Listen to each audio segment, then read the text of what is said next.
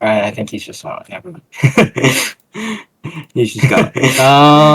You should go. I guess I can start things off. Hello, I guess I can start things off. Doing well. I guess I can start away. Doing well. I guess I can start away. Doing well. I guess I can start away. Doing well. I guess I can start away. Doing well. I guess I can start away. Specific like gameplay stuff. I'm not going to be like, this is how you play Snake Water. That'll be for the oncoming general classrooms. But I'll be talking more about logistics, about, I guess the introduction, and really start at what I like to call ground zero. Really not just gameplay, but again, logistics, about not just how to play, but where you play and all that good stuff. So, usually how I do things is I usually jump around topics, and then I remember that I have to say something else, and then I get even further off track, but I'll try to stay on track as best as possible. I just want to make sure to get all the context in within the hour, because I know you guys all are busy people. Anywho, I think, what, I guess we can just start things off. I did start things a little bit late, so might as well. I know a lot of you guys are ringers, as well as, some of the main players. So, yeah. But anyway, just to start things off, I want to talk about, I guess, the basics of competitive sixes, like really, like an Urban Dictionary level definition of what it is. It's one of the two main game modes in competitive Team Fortress 2. The other one being Highlander, which is a little bit different. That's more of that's 9v9, one of each class, and it's a completely different beast altogether.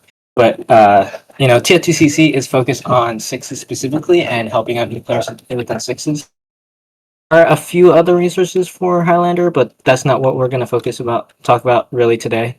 If you have any questions about that, I also do Highlander mentoring, but again, that's for a different time, and just DM me later if you have questions on that. Anyway, when it comes to competitive sixes, the basis is you're playing with 2 scouts, 2 soldiers, 1 demo man, and 1 medic. So that's kind of the general class composition of 6v6. And it's really a different beast to what it is in the base game. So, hold on, let me get a drink of water.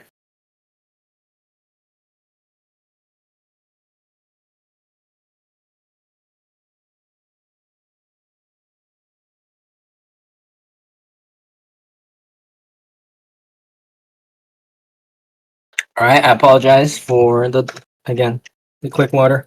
But anyway, like I mentioned, 2 scouts, 2 soldiers, 1 demo, 1 medic. The reason why, if any of you guys are confused, the reason why we're playing these classes is because they're the generalists. So the players, they're the classes, the 4 of those 9 classes that are the best at kind of everything. Jack of all trades, master of none. They can attack, they can defend, they can hold at any given moment, compared to some of the other classes, like engineer, heavy, which are considered specialists, where they're really good at one thing, but not really as much on other things.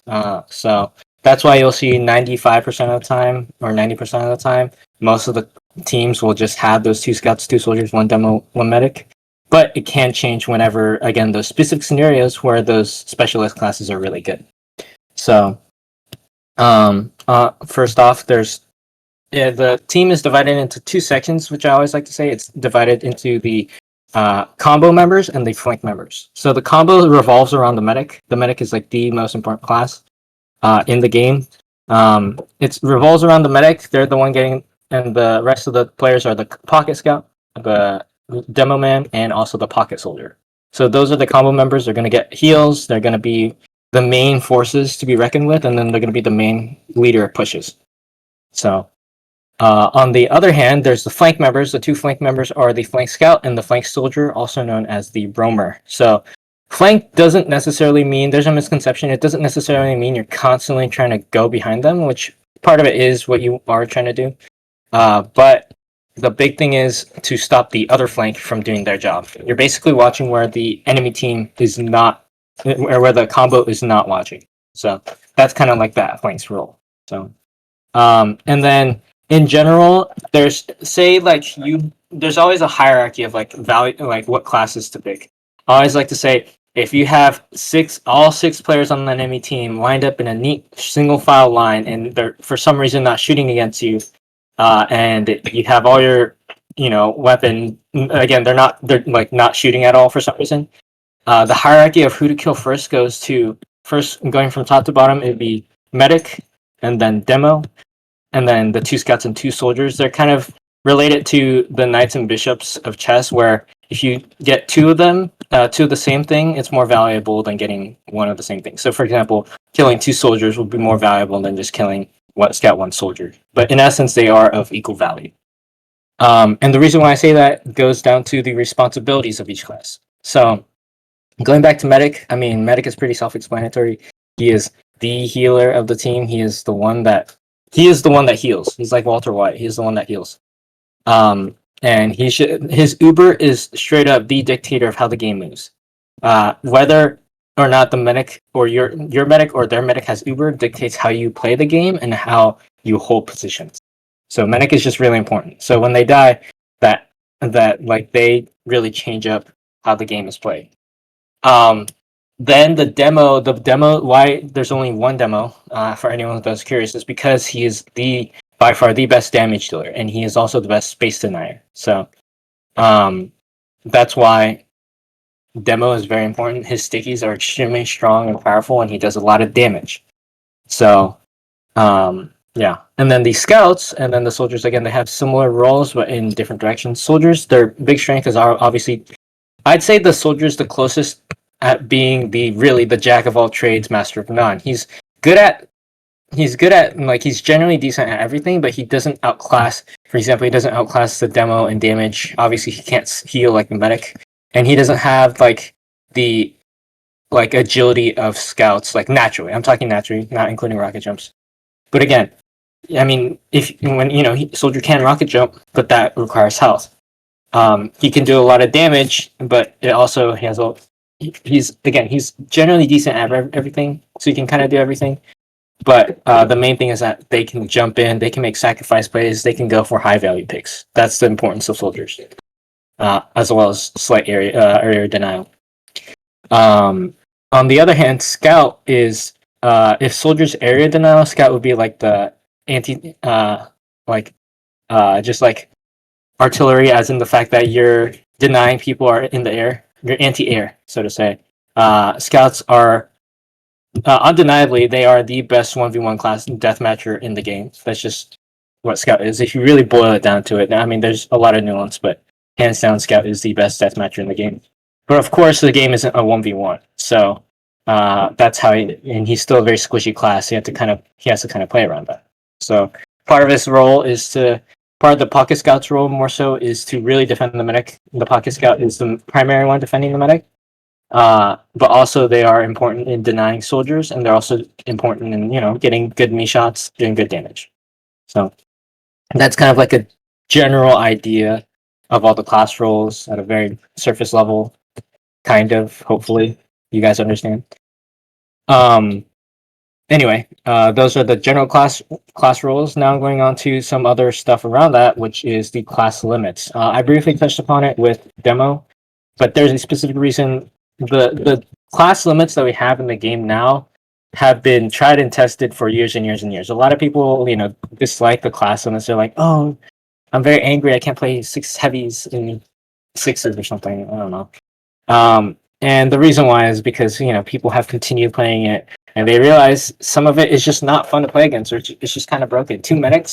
Having two medics on both teams, they tried that out. They figured out that it kind of just slows the game to a halt.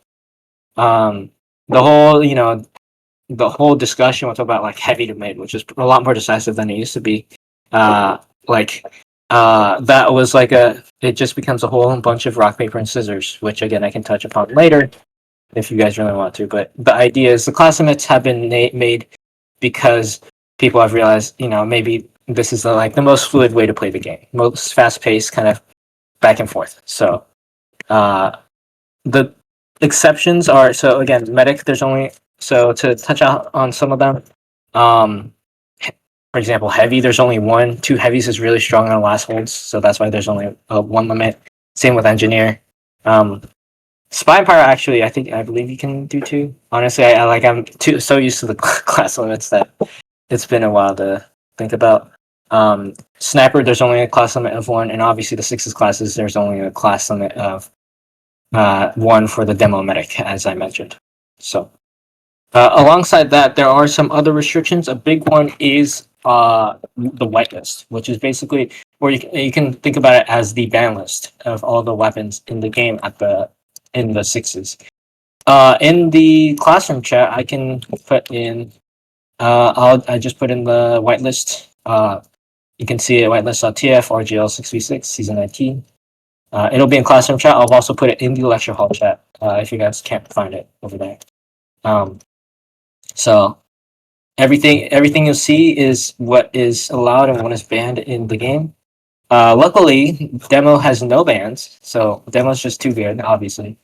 They actually finally recently banned some other things. Pyro has no bans either. The ban list has gotten a lot more sparse. So yeah. Also, Matthew, I know you're raising your hand. I'll try to take a break like around halfway, and then I can kind of bring some people up, and then I'll get back to what I'll be talking about. I'll get to you later though. Don't worry. Anyway, if you have any questions about the whitelist, you can also put them in the lecture hall chat, and hopefully I'll try to look at it sometimes. I'm usually not the best at watching the chat as I talk, because I'm just talking. But I'll try to answer them. So that's the whitelist of the of sixes. The Highlander one is slightly different, but it's kind of the same idea. Highlander has a few different bans, a lot of similar ones. There's a few reasons why weapons can ban. There's like 3 main reasons. First one is it's mechanically broken. So for example, the gas passer was banned for a really long time, even though it's a really horrendous weapon because you used to be able to throw through walls. So that isn't that's not intended. So that's why they had it banned. The second reason is it makes a class completely viable because it completely negates their downsides. For example, the gloves of running urgently were banned forever on heavy is like really like that was like the one thing that like undeniably would never be unbanned because you could literally get to mid fight for free at the default like running speed or pretty much no downside. Once the 3 seconds of mini crits were out, you're literally just a faster heavy and with no downside. And that completely changed how the game was played. And then the next mid, they run a sniper, and then to counter the sniper, your team runs a spy, and then to counter the spy, you play a pyro, and it all just kind of gets in the way. So, yeah, that's the second reason. The third reason is it's a straight upgrade to stock. So, for example, some weapons, the Machina is kind of a good example. There's really no downsides of the Machina. There are a few, like, for example, obviously you can't fire unless zoomed, and it fires tracer rounds, but as an example of the Machina, in competitive, people where everyone's talking, if a sniper takes a shot or they see a sniper, they're going to call that position out, so it doesn't really matter that much anyway. And you probably won't be no-scoping too much and in competitive either way. So that would just kind of be a free upgrade to stock, which is not what you want. So that's why there's some weapons. Third degree is kind of like that one exception. It's like it's a weapon that people always talk about, but it's just very it's just so negligible and there are so much better options that you're not going to be using it. And that's even if you are playing pyro, which if you're playing pyro, there's something happening. Probably that's not good. So, but yeah, that's the whitelist. I guess to talk about some of the other things, I'll talk about map list, which the map list is so the main game modes. The 2 game modes that you're going to be playing for competitive sixes is going to be 5 CP and King of the Hill, Koth. The reason why we only played those 2 ones is because, again, same idea with the class limit, same ideas with the bans. We tried the other ones out. We realized it kind of sucked and it was kind of ass, and then we stopped playing them. For example, we used to play Gravel Pit, the attack defend map. There's a time in the game where we used to play a pro version of Turbine.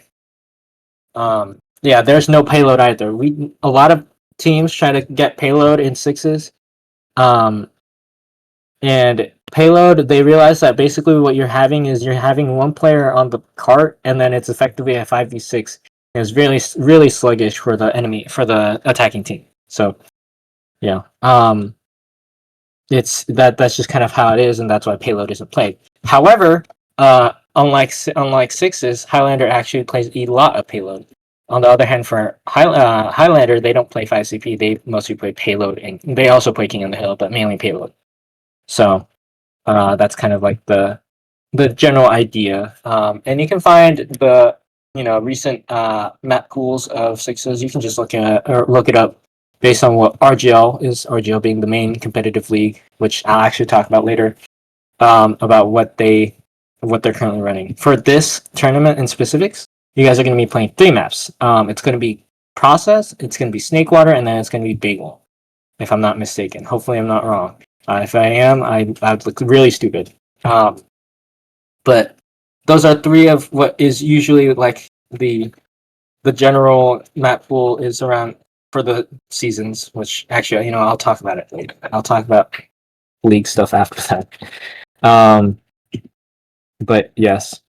I guess before I do talk about league stuff, one last thing about more the technical side is I will talk about the optimal loadouts, because oftentimes I do get questions about those optimal loadouts. Just kind of get a brief idea of all 9 of the classes, and then I'll talk about logistics. For the scout, it's going to be the scattergun, then either the pistol or the winger. Well, those are the only options. Every other scout that can do is banned for the varying reasons. And then for melee, oftentimes it highly depends. As Pocket Scout, you're 100% without a doubt always using Boston Basher for its ability to build Uber. But as a flank scout, yes, you can also use Boston Basher, but what I like to use the most is the Rap Assassin. It's just kind of free utility that you can spam once in a while. So I really like that. And also it's a lot rarer nowadays, but some scouts still actually do like to use the atomizer, so I wouldn't be opposed to people using the atomizers for its triple up. So for the soldier, it's going to be stock / original. It does matter what you're using, but it really doesn't matter. You get the idea. And then for the secondary, it's almost always for both soldiers. It's going to be gunboats, with very few exceptions of the banners, such as like the battalions for the pocket soldier in very specific scenarios, which I will not touch upon. Just know that you're mostly running gunboats as both soldiers. And then for melee, it's almost always escape plan, but if you're feeling lucky or good, you can use a market gardener, but please consult with your team first, or whatever team that you're playing with. Please consult with them first that you are running the market gardener. So pyro, honestly, is just kind of stock / degreaser. And then secondary, you can kind of use whatever. The stock shotgun's fine, detonator's fine, flare gun's fine, squirt shot is fine if you're degen. And anything honestly works on the melee. You're kind of just using the power jack or the home wrecker, especially if you're playing with an engineer on last. So, and then Demo Man also has quite a lot of options. I'm a devout stock user, but it is increasingly becoming unpopular. Most players are actually shifting more towards using the lock and load, which is kind of interesting. The whole story about the lock and load and how it got popular in competitive sixes. But a lot of people also still use the Iron Bomber. So, as for secondary, you're almost always using stickies, unfortunately, for hybrid knights or demo knights. The shields just aren't very good in that context. Sticky, or more so that it's not that they're not good, it's just that the sticky bomb launcher is so much better. Having those stickies is just a really strong option. If you're playing a lot more aggressive demo, quickie bomb launcher is also okay, but again, consult with your team. And then melees, as long you can, most people use stock. I actually like to use the half Zatoichi. It's kind of like a last resort weapon. And there's a very small percentage of people that still use the Scotsman, but I really haven't seen anyone use it in like the past few years. So it used to be a lot more popular nowadays. Heavy, just honestly, you can kind of run whatever and support the team. Not much to touch upon. Engineer. Big thing with engineer is you don't want to die. You're not the captain of the ship. You don't want to go down with the ship.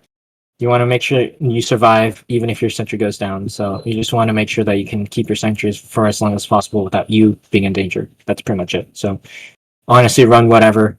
Don't be running gunslinger unless your team fully agrees with you running full-time engineer, which I don't think most other teams. The enemy team will certainly not like. So take that with what you will. As for medic, you have two medigun options. Really, that's the only one that matters.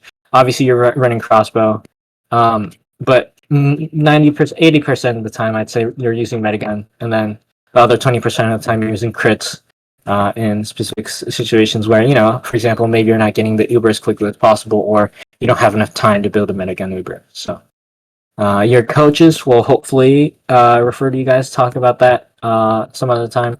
If I ever do map reviews and whatnot, that might come into effect too. I can talk about that during that. And then melees, you can use Uber Salt or Sol and Val. Sol and Val is what 80% of medic players use nowadays, but I'm a devout Uber user, so take it that what you will. So yeah, Uber Salt over Sol and Val, because it's just don't get too greedy. And then sniper, it's just use whatever is not banned, really. And just use whatever seems conventional. Stock sniper rifle.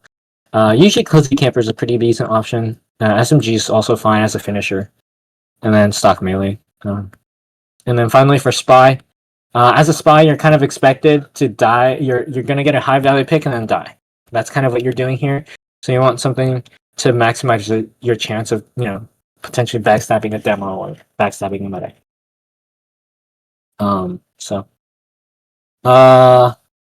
Also before I talk about logistics stuff, let me just read through some of the chat to see if you guys have any questions. Oh, sorry, Penguin, I do notice you're asking about Flank Scout. I briefly did mention Flank Scout already, but I'll talk about it again.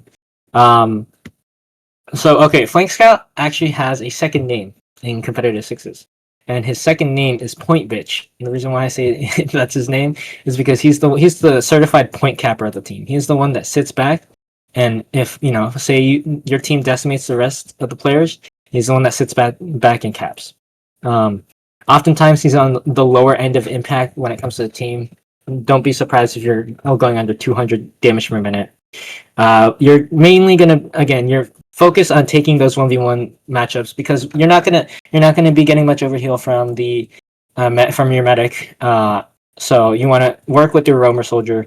The roamer soldier wants to work with the flank scout to work together, fight against their flank scout and their roamer. So that's kind of what you're doing. Remember, as a flank member, you want to be sitting in, you want to be sitting where the combo is not watching. So prevent the other flank from getting through.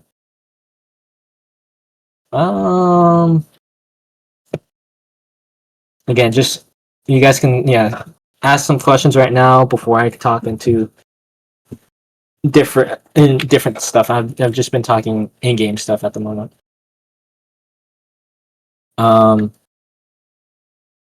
Redbird, you asked about if there's a limit to off-classing. So again, like I meant, or if you're talking a number, like how many teams, I did just talk about that, about like you can only play, for example, one sniper, one heavy, one engineer. There is a hard limit that the server enables. It's like Uncletopia. You know how Uncletopia has the maximum of 3.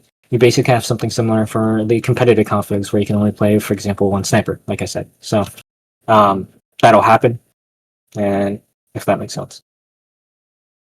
Penguin, how do I communicate well?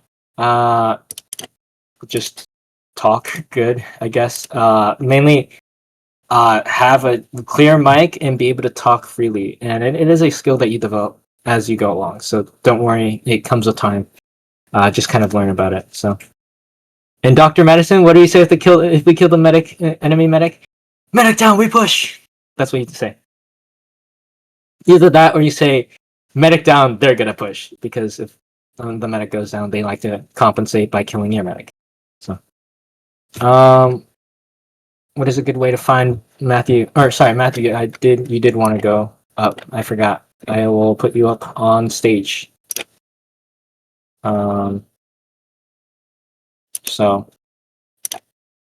Oh wait, what? What? Didn't you say you had your hand raised? So I thought you had a question. Oh, I just did that as a joke, but okay. Oh.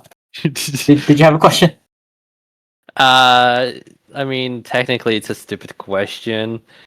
We'll see how Is there a stupid it is. good way to find myself in a better situation than joining community servers as a 2-Fort player? Like to improve? I want to stop playing 2-Fort community maps.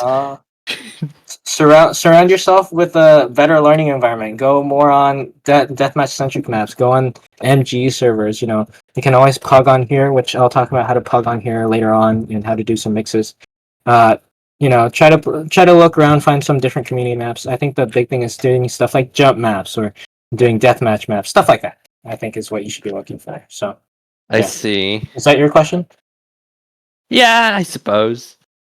All right, I will sit your ass down. So, I'll just move you back to the classroom if I move to audience. I almost did. You know, that reminded me one time I accidentally disconnected one of the coaches on accident while they're talking. So, and yes, the disciplinary action is still banned. It's not just because of heavy to mid. It's just very good for no downside. It's a melee weapon, and you can speed boost everyone, not just heavy, but also the rest of the players. As I see, Spectre is a question. I'm gonna try to finish talking, asking questions. Hello, Spectre. I want to finish with the questions within 3 or so minutes, and then I'll talk about logistics, and then at the very end we can put up the questions once again. What's your question, Spectre? My question is, can you really give like a decent description of main calling and whose job it is? Yes, I can do that. I wasn't planning on talking about main calling too much, but I guess it should be something worth mentioning. This is especially important for the ringers that haven't, or the waitlisted people that haven't been added into any team yet, and you might have to do that. Main callers are the people that are going to be calling the shots. So the another name they go by is the shot caller. They're the one that is saying, "Oh, let's hold back. Oh, let's push in." Stuff like that. That's kind of their job.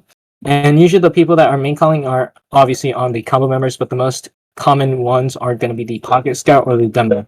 Mainly, nowadays it's the pocket scout that is the most common as the main caller of the team, mostly due to speed and also because he's the closest in proximity to the medic, so they kind of know what's happening to them. And remember, the medic does dictate how fast the game is playing. So, Gotcha. But it really is depending on what, you know, who is the best at talking, who is the best at making those decisions, right? Who is the best at keeping a level decision. So Flugel just sent a message about the main calling, and that is a different presentation in and of itself. So yeah, that's the very surface level.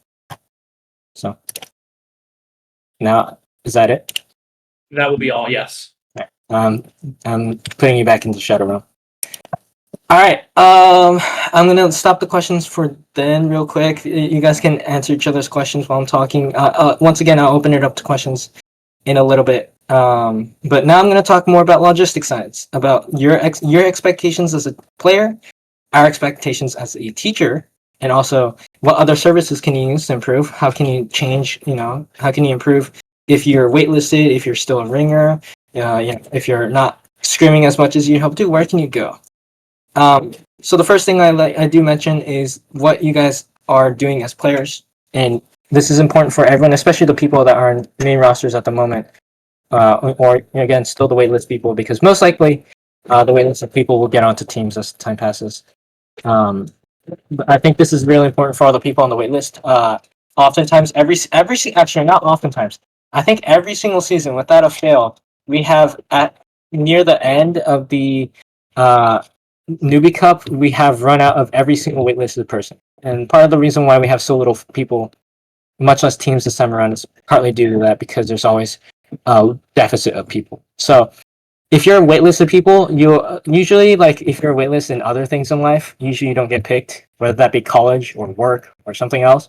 That is not the case here. You will almost, like, I'd say I'll give you a 90% chance that you're going to get approved into some other team because someone drops out and then you get swapped in. So please be sure to stick around as a waitlisted member. So anyway, what I did want to mention is the important thing is the time commitment. I think a lot of people, when they start off and sign up with this, most of you guys saw this announcement from the TF2 Steam community post. I'm sure that's where most people got it from. But I think a lot of people don't understand that it is a commitment that you have to make to play this game competitively in terms of time, right? And not because you can just kind of play them. I mean, there are ways to play on a whim, which I'll talk about later. But I'm talking about with the team, right? You're agreeing on specific match times that you want to play with, and I'd say you guys are going to be averaging around 10 hours a week of playtime. It really depends on how many days a week that your team together wants to scrimmage each other. So, yeah. So, also, hello, Blindsfell. But yeah, definitely a time commitment. And I think the most important thing is if you aren't always confident that you're able to make that time commitment, as I am recently the past few years because of college and work and all that jazz and whatnot, be sure to tell the rest of your team. Be sure to tell your co-coaches. It's fine if you okay. It's not fine if you don't say anything. I think all the coaches, me included, would be much happier if you said, "Hey, I can't make together today. Can you have someone else play in advance?" So this is also for the ringers too. The ringers can ask for example, maybe a team is missing both subs and also main members, and they don't have enough players. Ringers are used. They're like mercenaries. You kind of call up on them to play on a random team effectively. So ringers have their own services. They can go into the NC Ringers channel, and they'll be able to kind of request themselves for ringers. So, for example, if you are a ringer and you want to play on some other team, you can say, "Ring me, whatever class, and then a certain time." So you can see some of the examples in the Newbie Cup Hub, for example, about how you can do that. And to a similar extent, if you are looking for a ringer, you can say LFR, looking for a ringer, and then whatever class and at whatever time. So that's a really good way to get more playtime. And I'll guarantee you, as if you're playing as a ringer, maybe you don't have as much time to be a main member, you will definitely probably get a lot of opportunities because there's always teams that are missing players. So, yes. And then for expectations about subs, I think for subs, you will also be getting a lot of same playtime for the same reasons I just discussed with the ringers. So be sure to be on track with the rest of the team. Definitely make all of the map and demo reviews that the coaches are doing. I think that's going to be really important for you moving forward. And it's also part of the rules that you guys as a sub is that you might be called upon to play more than one class, which you might want to get proficient in more than one thing. Which is a good segue into how to get better outside of just scrimmages, or if you're not on the team, right? What are other ways you guys can get good aside from playing with your team? The first one that I always like to talk about, and the one that most people really start off with, are pugs. Pugs are short for pickup games. They're not like the dog, although the names are the same. It is a pickup game. So the idea is, you're just set into a random net of 11, you and 11 other players, and two team captains pick random teams to play. And then you guys play together. You guys may or may not know these people on your team. You guys may or may not know the people on the enemy team. You just kind of play. And they're a good way they're kind of like the lowest stake kind of situation when it comes to competitive. You just kind of play, and whatever happens, happens. And there's no harm, no foul, really. And you can kind of like learn the ropes without too much flack, unless you're playing the higher division pugs, which if you are, that's a little weird. You should. I think the best resource is obviously the TF2CC pugs, which you guys should be able to sign up for in this Discord right here, and sign up for the newcomer pugs. So, and then as for other resources, another good resource, which is kind of like in between pugs and also the Newbie Cup itself, are going to be Newbie mixes. Newbie mixes are held by mainly Rogue and M17. There are two other people that help run beginner friendly resource hubs. Newbie mixes happen every Friday, starting at around 8:30 or so, or 9:30 or so. And you guys are going to get a specific coach. Sometimes I like to hang around on newbie mixes and help out as well. So you guys are going to get constant supervision, learn like the basics of everything, and then play on a specific map. And I'd say it's kind of like a more controlled pug in a sense. They try to do their best to balance it, and every single time there's an issue, the coach talks with you to see what the issue is. So there's mixes. Just note that mixes will require Mumble. Mumble is kind of like Discord, specifically only for voice channels. You will have to download that if you need that. There's also a Newbie Mixes channel in this Discord too, if you want to get a direct link towards that. So that's kind of it. And then if you want to get specifically good on death matching or just getting good at aim, a few good resources are MG. MG is kind of like the one that most people go to. It is a specific plugin that was made a long time ago, made so that people can 1v1 each other. So yeah, MGE. If you type in the community server browser and literally just the letters MGE, you'll be able to find it just up there. So that's, and again, it puts you in an arena against one other player and you guys duke it out. So that's a pretty good way of getting your 1v1 deathmatching up and in the better. There's also deathmatching servers. They're called like DM maps or like, they're a lot rarer, and I feel like those are a lot more higher ranked. Like there's a lot of people that are really good on those. So I'd say like I would generally avoid them. Although MG, you do kind of get a mixed bag with what kind of players that you go against. You can always ask within like maybe classroom chat or just in general if you guys can talk in the Discord and see if someone else is interested in MGing, and I'd say that would be a lot more balanced than just getting on a random MG server. Although you could do that. That's how I practiced. Although I did get stomped a lot. So a few other things. There's also mentoring and watching POVs. So I guess this is now a good time to pivot towards the teacher roles about what the coaches will be doing for you guys. So as the two co-coaches if you're on a team, the co-coaches will help you with learning not just obviously how to play the game through the use of map reviews where they go over the map, and there's also the demo reviews where the demo being not the demo man class, but I'm talking about the demo replay system in TF2. They're gonna get a demo replay of maybe a previous match, and they're gonna press and pause and analyze the replay, and they're gonna be like, hey, you did really bad on this. Let's try to improve that. This is how you can do better. And then hopefully you can use those facts to do better in the next match. So that's part of what the mentors will be. That's like the two main things that the mentors will be doing. But also they should be hopefully teaching you guys how to do scheduling stuff so that you guys can eventually get independent near the latter end of the cup. So they should hopefully they will be teaching you how to reserve servers and also how to get scrims. So just to recap very shortly, to get scrims, this will mostly be done on the Cup Hub this time around. You'd be looking in NC-scrims, and you'd follow kind of like the format that everyone else is following to find scrims. So this first week or two, most of the mentors will be doing scrim scheduling. That usually helps out. But ideally, you can actually request this from your co-coach if you think this might be good, but maybe ask them to rotate the scrim scheduling so that every person knows how to schedule a scrim and they know how to schedule a server. So obviously you're not going to be playing in public random TF2 servers. You're going to get a private server to play competitive on. So that should be part of what they should be doing. And finally, the final resource to mention on the list would be guides on YouTube.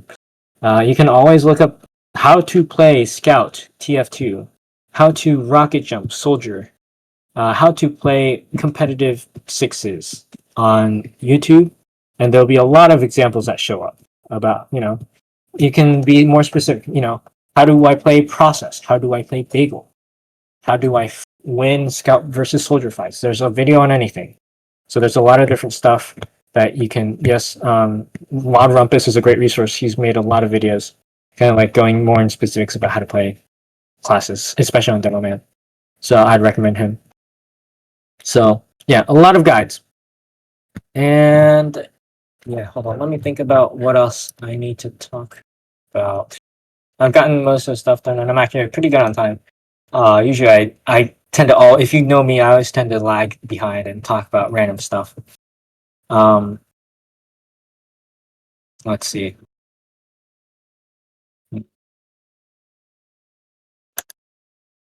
I will repeat one last time because I think it is important. It is something that the admins have requested me to tell because I think it is important. As a if you are waitlisted or if you are a ringer, please stay around for the duration of the cup. Don't just randomly drop out and leave and leave the server. Because again, there is a high chance if you're waitlisted, there's an extremely high chance they will be called upon for a team. So expect that to happen. Hold on, gonna get a quick water break again.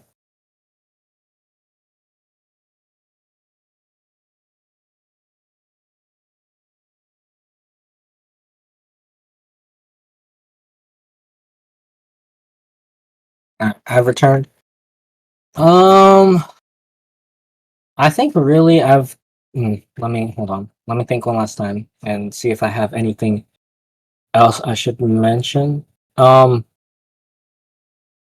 think I didn't intend to talk about this because usually this is more of a like one-on-one thing or more of like your coaches. The coaches will be talking to you guys specifically on this, but I think I want to just kind of end this topic off with like a very surface level discussion on mentality and also what you want to get out of this, right? There might be a lot of reasons why you guys might have wanted to join this. Maybe, I mean, the main reason being that you guys want to get better at the game. You guys want to play TF2 at a higher level, which is how I started it back in 2020, which is extremely long now I think about it. But I think it's important for all of you guys to remember that yes, you are improving and yes, you want to be serious, but the number one thing out of anything in the world when you're playing this is to have fun. It is going to be more important than getting good at the game. It is more important than playing. I don't say more important, but you get the idea. The most important thing is that you have fun while you're learning. You're having fun with the prospect of learning how to play the game better. You're building your chemistry with your teammates. You're getting to know them better.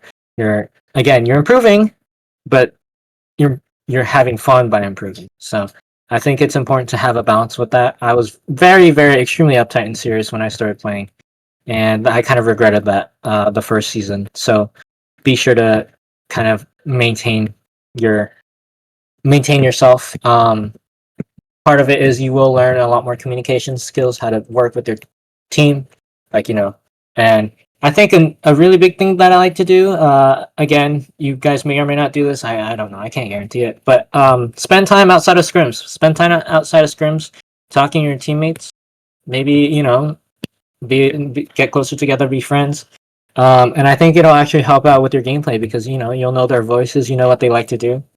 The, habits that are good, the habits that are bad that you might want to work with. So the main thing is to keep a positive attitude, and if things are getting rough, I think the other big thing is be transparent with your team. I already did mention, like, if you can't show up, be sure to tell your team in advance. Don't tell them 5 minutes before scrim starts that I can't do it because I got homework or something. Like, be sure to say that. Like, maybe I can't make it because I have a lot of homework. So, but aside from that, transparency is key. If you think that you can't, like, you're having a tough time outside of the game in real life, maybe things are going rough, or maybe you just can't make those times. Make it clear with the rest of your team, and they will be understanding. They won't be as understanding if you just suddenly decided to just leave the Discord server and never say anything. So, yeah. I think that's mainly what I wanted to say. I'm just gonna start scrolling through the chat. I think again the rest of the coaches have been answering the question. The coaches, the pug runners, the admins, they've been answering questions, but I was reading through them as I talked. But again, sorry because I was talking about a lot of other stuff. I think there was a few questions about being streamed and whatnot. I think a big thing about the streaming thing, again, goes back to transparency. If you would like to stream your game, make sure to get that clear with the rest of your team. Ask if you guys are okay. Get their consent to say, "Hey, can I stream you guys? I want to stream this on Twitch." And if they are fine with that, then no issue. Although I will say, if you are streaming, what I would recommend is to put a 30 to 90-second delay on your stream. 90 seconds is the kind of the default that most people use, but 30 is honestly enough. Just so that the enemy team isn't spying on you on your stream to see what you guys are doing. That would give you a disadvantage, right? So that I'd say like keep that on kind of as like a default. So, yeah. I've had teams where some of the players are like, could I stream this? I want my family says they want to watch. I'm like, okay, sure. Again, just make that clear with the rest of your team. For the actual official match days, as Tamlin did mention, it is casted by Fireside Cast. But that's kind of like the stream situation. So, also Galpin, you did mention the pugs on Tier 2 Center. TF2 Center used to be a lot bigger. A while back, they used to be like the main hub for pugs, like for anything and everything. Not as popular anymore because there's a lot more in-house Discord server pugs that are a lot more popular. Um, but obviously, pugs are most populated on near the weekends, Friday, Saturday, Sunday, and that's when you're gonna have the most opportunities. So, and also, yeah, so that should be the idea. Let's see. I th- I think if you guys do want to ask directly on the hall, you guys can raise your hands and I can put you guys up on stage, but keep the questions coming. I'm just gonna leave it to you guys for these next 10 minutes until 8:30. Um, you guys can ask questions in the chat. You guys can raise your hand. So yeah, again, let me just kind of scroll around for questions. I think I answered most of them, hopefully. And I do see a lot of bases that can help. Again, have been helping out with like answering questions. So I'll have Batlin up to speak. Hello, hello, Batlin. Hello. What is your So question? you mentioned earlier when talking about weapons that soldiers would sometimes run banners and mainly Oh buff yes. banner. Mhm. What are the specific scenarios in which you would, and why the buff banner in particular? Or I said I think you misheard. I said battalions, not buff banner. Oh no, Um, okay, I'm sorry. I thought you said buff banner. that's fine. That's fine. So okay. Specifically for the battalions backup, or banners in general. Battalions being the most popular pick. But it's a very specific scenario when you would use it, and it would be only on the pocket soldier. So it'd be extremely specific. It is on last holds, or either if you're on last holds or you're going into a last. So either you're pushing into last or you're defending last. Your pocket soldier, instead of running gunboats, right? Gunboats isn't going to be as useful because if you're stuck on last, you're not going to be rocket jumping as much. And if you're going to be standing, a lot of last is just standing around and waiting for someone to either die or for whoever medic to get Uber first. So you have a lot of time, and you kind of just can trade back and forth damage. And if you can trade a lot of back and forth damage and you don't really need gunboats as much, you can build up your battalions, and when the enemy team comes through, you can pop the battalions or whatever banner you'd like, and then it would be a lot more beneficial to the rest of your team. Like they can have a higher likelihood of just surviving the fight, right? Yeah. So, and again, roamers are still using gunboats because they are still on the kind of like the, not the back lines, because there's not really a back line on last, but the flank side, I should say, of last holds. So they're still jumping around, and it still need to be a lot more mobile because they're not going to be getting as much heals. But the battalion's backup soldier can be a lot more grounded, and they can kind of just hold around. So And you does that kind of shouldn't make be. sense? Yeah, and you really shouldn't be using it like outside of last. Is what I'm hearing. Yeah. Once you get out of last, just switch back to gunboats because Right. That makes after sense. that, its usefulness is effectively mute because most of the time you can't get that much damage, and also because you are hampering your bombing and sacrifice ability Right. by not running gunboats. So, of All right. Thank you. That's all for me. course, she'll banish you. Let's see. Oh, Matthew has a question again. You can come up to the stage. Hello, Can I Matthew. stream here as I suffer playing TF2? Let's not do that. This is mostly I going to could be just like mute myself. just talk. You can do that with your teammates or with a different voice talk. Fine. This is going to be reserved for just more so questions. So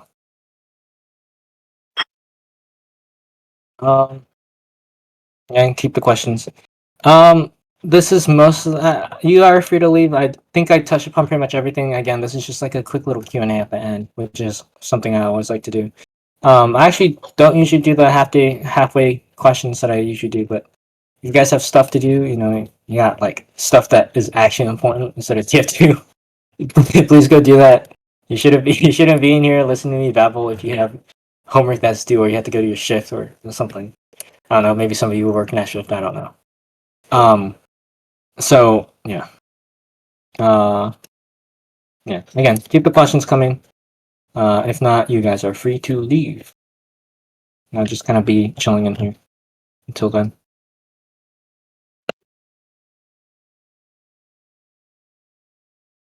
Hello. That's a name I recognize. Hello, Adrena. Hello. I was just Hello. wondering, like, how important is it to have like a main kind of like role or class when you're just like starting out and improving? Like, as a like, are you seeing the scenario that you're a ringer, in the scenario that you're a sub, in the scenario that you're in a waitlist, or in the scenario that you're already selected as like a specific class as a main member in the team? Like, in what context? I guess for me right now, I'm a ringer, so like, I guess in that context, how important would it be to? Or like, what are you on the team right now? Are you waitlisted? Are you Not on ringer the right team. now? Just waitlist ringer. Waitlisted? Honestly, a lot of it does kind of come down to personal preference. If you are a sub or if you were a ringer, I would have said that you should diversify. If you want to have a higher likelihood that you can play, right? Then if you're a ringer or a sub, you might want to get better at more than one class. That is, if you like those classes. The most important thing, and I say this, is personal preference. If you really don't like to play soldier, you don't have to play soldier. Again, you're here to have fun, right? You don't want to. You don't have. You don't have. If you don't like green beans, you don't have to eat them at the dinner table, so to say. You can just. If you only like to play scout, you can really focus on getting good at scout, and you can ring only scout or sub scout. And I think that is totally fine, right? There's always people that are looking for extra players, and inevitably you'll have something like that. So, practice what you like to practice, and if you would like to practice everything, then I'd say go for it. So, I think the important thing is to have focused training and really hone in on what issues that you're having. Reflect on why am I dying a lot? Why am I not winning these fights? And then focus on that, regardless of whether you decide to play a single class or whether you decide to play all four of the generalist sixes classes. So, is that Thank good? you. Yeah. Shadowing.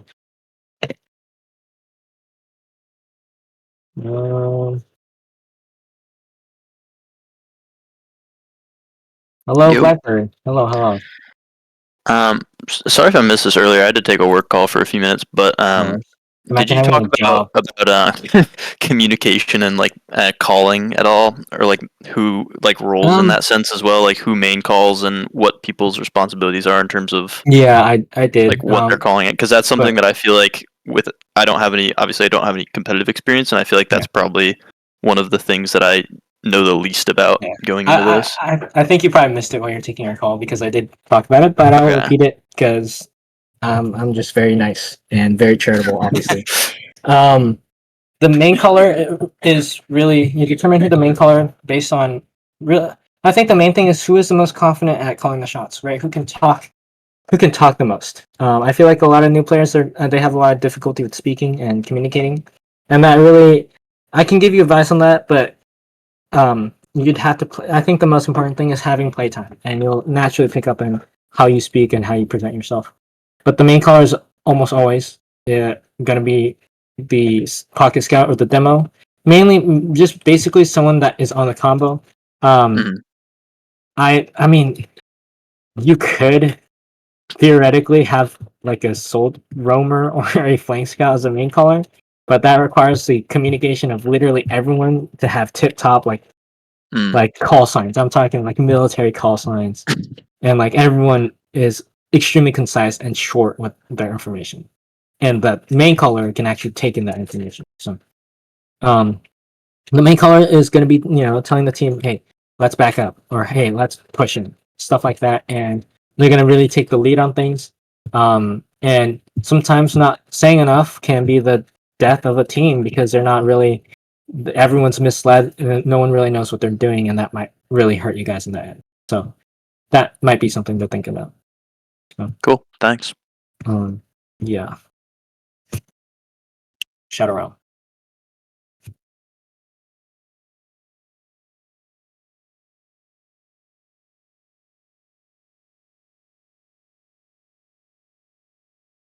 So I see Redbird raising their hands. Sent invite. Hello. Hello. I just wanted to make sure Excuse that me. Yes.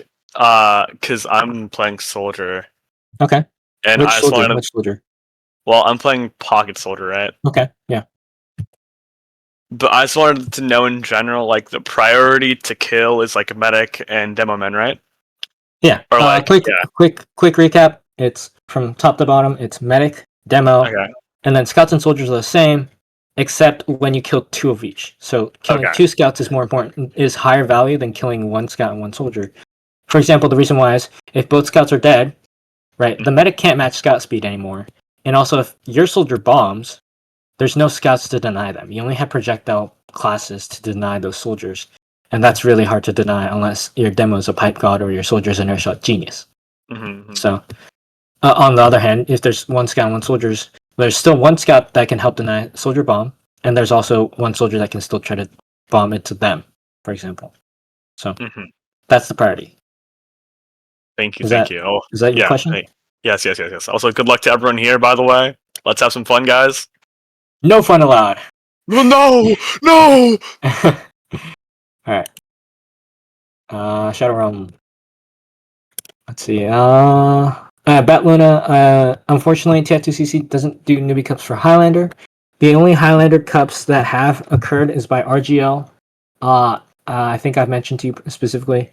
The RGL Highlander cups, I have my own quarrels. I've done both of the Highlander cups that they've done as of yet. If you'd like to talk to me about that later, about my personal beef that I have with how they run things, you can ask me later. But right now is not that time. So, but yeah, that's the only the.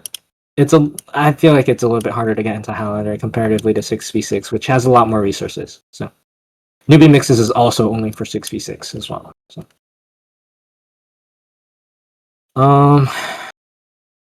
let me get another person up.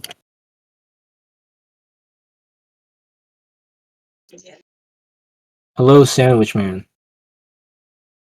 Hello. So Yes. is there like a limited number to say like the number of newbie cups you can partake in before you have to move on to like something else? Ooh, Or can you just continue Yeah. doing newbie cups if you are within the hour limit? that is a good question. I didn't really say anything about that, but thank you for reminding me. I'd say, to be honest with myself, I don't think you really need 1 newbie cup, and you'd be good because right after newbie cup, if your coaches are actually doing what they are doing, they should be doing. You already know how to play the maps. You already know how to be independent as a team player and like get servers and scrims, right? You know the basics of what to play, and really you have to remember the newbie cup is for obviously noobs, Yeah. and expected with like no knowledge. There are players that have done more than 1. But after that, it's like an almost a guarantee that you'd be denied for a 3rd one. And honestly, again, I feel like if you're playing more than 1, it's starting to kind of become a waste of time. At that point, I'd say to just move on to the proper leagues, the professional, not the professional. I don't want to say professional. The RGL league, the main competitive North American league. We should go into that instead, because again, I feel like I'm not one to dictate how good you are or how you spend your time, but I feel like personally, it is a waste of time to spend that much in that. So, does that answer your question? Yeah, that generally answers my question of that. All right, thanks, man. Yeah. Mhm. That- And then, Egan did put it in the chat. You probably get denied anyway. Remember the whole form you did. You'll probably get denied, especially if you did good on the first newbie cup. So you got like 2nd or 3rd place. they're probably not gonna let you in because there's a reason why you did good. But yeah.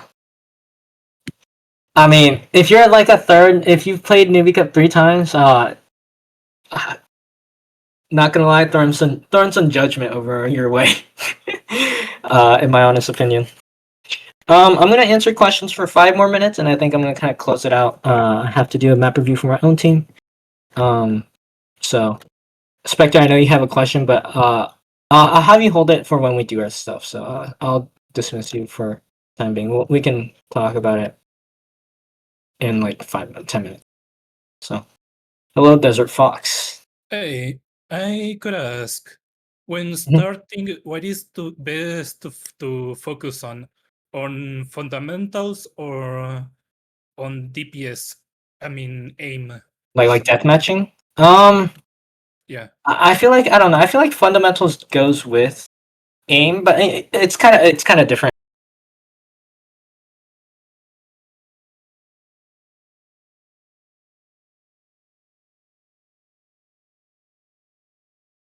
And I said you had to improve on one thing. I would say to improve on the fundamental theoretical information, like the map information and game state, because death matching is obviously really important, right? How to fight, but what separates a good death matcher from a good competitive players is their overall map knowledge, and you kind of see that a lot when you get to the higher divisions, where lower divisions you have some really people that go really high really quickly because they have really good death matching, but then they get stuck after a certain point because they don't have as good map knowledge and fundamentals. So yeah, All right. is that good? Yeah, that's that's it. Shadow Realm. Few other questions? We got 4 more minutes until I'm kind of like taking my soft leave out of this. And then maybe if any of the admins are still here, they can corral you guys or something. No, Spectre, I can send you the team sheet later. Don't worry. Anyone else with any more questions? If not, this is like my second call questions. If not, let's hop out.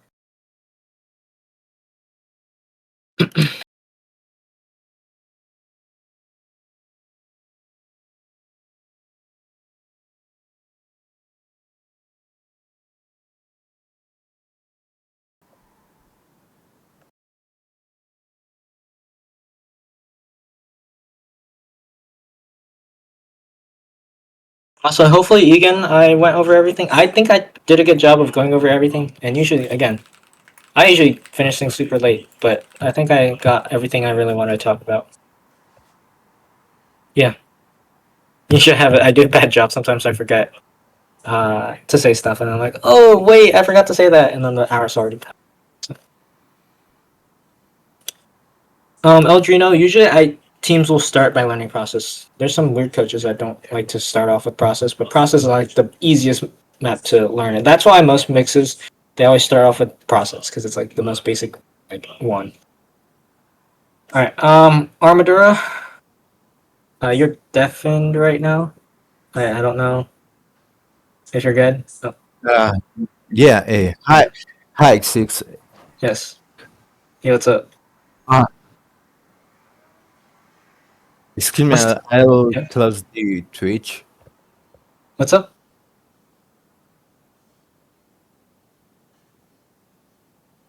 Sorry, what's your question? Sorry, I'm confused. Yeah. Sorry. No Yeah. worries. My questions what I have most on my mind is to where or where how I can start to have the training period matches. Are you on a team right now? Are you waitlisted? Are you not rostered? What are you right now? Yeah. Yeah. Sorry. I have to explain. Like, I committed a huge mistake by not selecting the main roster. Or, sorry, Yeah. I can't remember the Sub? how was the question, but sorry. No worries. But I got on the ringer list. Hmm. Uh, but yeah, my question was that like, where do I can join to practice Uh, matches? if you're on the Newbie Cup Hub Discord, there's a server called NC-Ringers where you can kind of like put yourself out there and be like, ring me these classes at this time, and someone if someone needs someone, then they'll DM you and they'll be like, hey, come in, and then you can join their server and you can play for them. So Excuse me, NC what? NC Ringers, are you on the? There's a different Discord, the separate Discord called the TF2CC Newbie Cup Hub. If you can see that. Yeah, yeah, So I'm that Discord. Yeah. yeah, so you should be able to see the NC Ringers channel because you are a ringer. That's the Ringers channel. That's where you'd want to hang around. Okay, So. sorry. Yeah, no, that's fine. Is that it? Okay, thanks. Mm, ah, sorry. I also want to ask. Yes. Yeah. Oh no, sorry, no. The pressure's building. Thanks for If you don't your ask your help. question, I'll explode. Sorry, sir. But thanks. If you don't give thanks me for your helping question, you die. What's your second question? Yeah. It was. What other sides I can start playing competitive? Like. Like you just to improve. I Yeah, mentioned it. yeah. To I mentioned it during this thing. improve. But to improve, I think the easiest one would be the MG servers, the MG community servers. You can just find it by typing in MG in like the map list. So, Sorry. My mom showed me something and I couldn't hear you well. the MGE servers. You can type in MGE All in the the community all list. the MGE servers. Mm-hmm. But So yeah, my MGI is only just for deathmatch and practicing player. I'd say like for if you want to get good as a team, I think really the important thing is to show up as a ringer on the Cup Hub. If you want to pug, this Discord, the TF2CC is doing TF2CC newbie pugs where you can just get into pickup games. There's also mixes too. So Okay. does that answer it?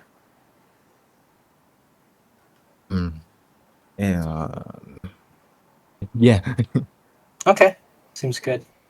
All right. I think I'm banishing you. I think that'll be it for most of you guys have already left anyway. And I'll be helping out my team on process. So, I hope you guys enjoyed me talking. If you have any questions, thoughts, concerns about anything, be sure to DM me or any of the admins or any of the other, or maybe your own coaches, and hopefully they answer. So, see you all around like a donut. If any of the admins want to come up and act as authority figures, I will be stepping down.